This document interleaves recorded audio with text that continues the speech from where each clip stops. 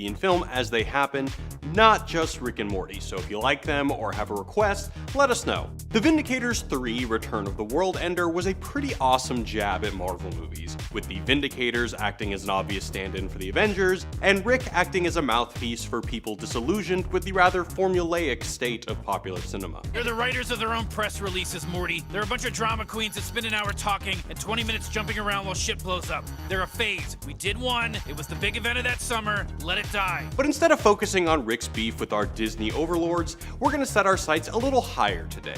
Superhero films have been clumsily grasping with the concepts of good and evil for what seems like an eternity. And this episode of Rick and Morty comments on this in some pretty clever and even profound ways. Welcome to this Wisecrack Quick Take on Vindicators 3, The Return of the Worldender. And you guessed it, spoilers ahead.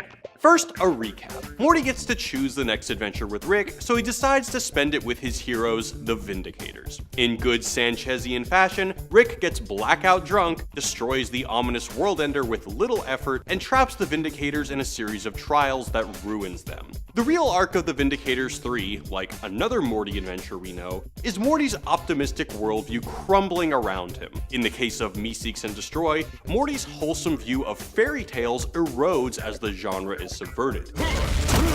Holy crap! In this episode, Morty's faith in the Vindicators erodes as the superhero genre is subverted. But beneath all the world-enders and superhero jokes, So your origin is what? You fell into a vat of redundancy? this episode is also about the complexities of good and evil. Unlike some adventures where Morty's view of the world is shattered, Rick plays a unique role in making his worldview disintegrate here. After killing Worldender while blackout drunk, Rick creates a Saw-inspired puzzle that is less a thought-out plan to make people confront their demons a la Jigsaw, and more a drunken scheme to push people over a moral cliff. And it works! Vance shows his true colors. You're the learning disabled kid we do photo ops with! Okay, ouch, but... Okay, this is triggering me. I need space. I need space from this! Million Ants kills Alan Rails over a woman, and Crocubot brings out the Vindicators' little secret. What happened on Dorian 5? Nothing. Nothing? We exterminated a planet. By the end, Rick gets to lord over Morty about the sham that is heroism. I appreciate it, Morty. I know you were sucking the Kool-Aid out of the Vindicators, so the fact that I was right about them must be pretty hard to admit. Yeah, it is. What's really clever about this episode is how they draw from some of the more unique villains in popular cinema. Rick, is this a Saw thing? Are you seriously sawing the Vindicators? Morty, I'm a drunk, not a hack. Unlike most antagonists, Jigsaw isn't about senseless murder or financial gain. He wants to change people's paradigms by making them endure suffering, in some cases to make them appreciate life more. Similarly, Drunk Rick's trials aren't meant primarily to eradicate the Vindicators, but rather to create a moral crisis for them, proving to Morty that they are not heroes. Everyone in the universe is a hero, Mom, which is why we don't need jackets, and I'm pretty sure we don't need Vindicators. Now, I thought this was pretty cool in itself, but what I thought really elevated this episode was a less obvious inspiration: the Joker. Morty's trip in the carnival ride seems inspired by Alan Moore's The Killing Joke, when Commissioner Gordon is tortured by the Joker. Like Jigsaw, the Joker isn't only motivated by murder. He's out to prove that with one sufficiently bad day, Gordon could become just as mad as him. As another Joker inspired by The Killing Joke puts it, See, madness, as you know, is like gravity. All it takes is a little push.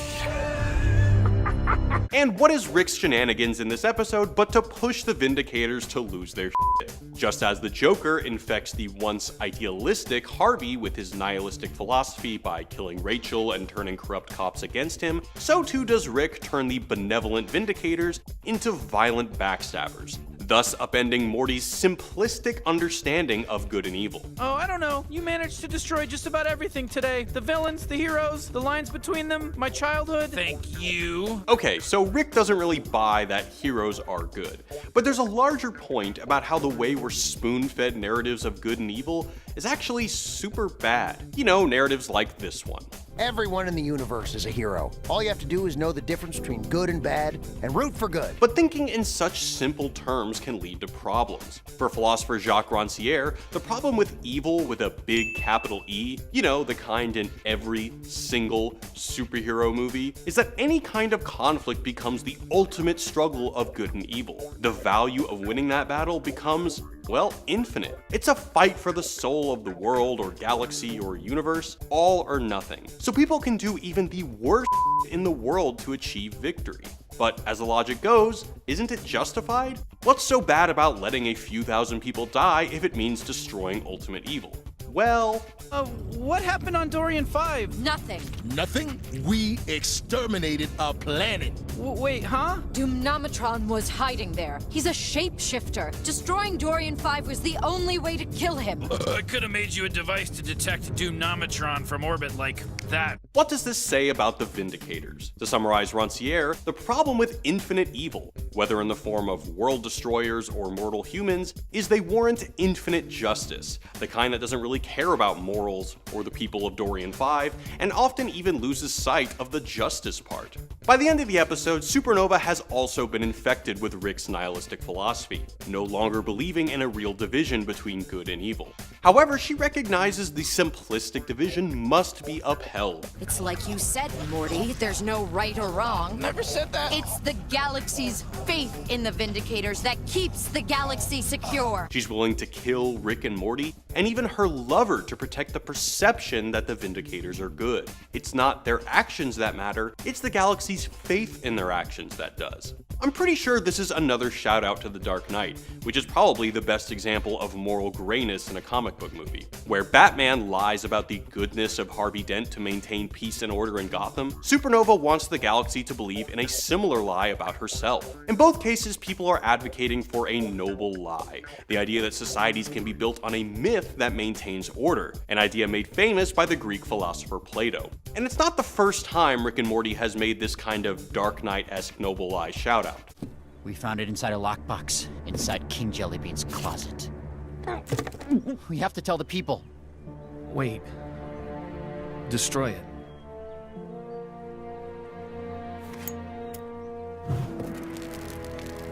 Our people will get more from the idea he represented than from the jelly bean he actually was. Now, this is kind of Philosophy 101, but it's worth noting at least because of its relation to The Dark Knight. But where The Dark Knight kind of celebrates this lie, Rick and Morty uses it to deconstruct the myth of superheroes. Rick says good and bad are artificial constructs. Yeah, well, I get the feeling he kind of needs that to be the case. However, rather than just deconstructing good and evil as arbitrary concepts, which, by the way, it's done before, I mean, seriously, I may be the devil, but your grandpa is the devil. the show is also suggesting that the complete absence of these concepts isn't so great either. This is a clever callback to the last episode, where Dr. Wong confronts Rick in saying, Only connection between your unquestionable intelligence and the sickness destroying your family is that everyone in your family, you included, use intelligence to justify sickness. Whereas the Vindicators fail to critically engage with their methods or even their mission, Rick refuses to engage with his decisions for the exact opposite reason, because nothing matters.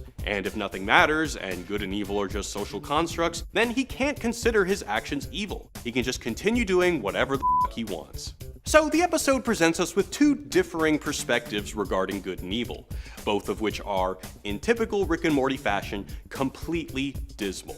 We either have zero conviction of the division between good and evil, which leads Rick to doing whatever the f he wants and it not mattering, or we have complete and utter conviction of what constitutes good and evil, and people end up doing really messed up for the sake of good, like blow up an entire planet.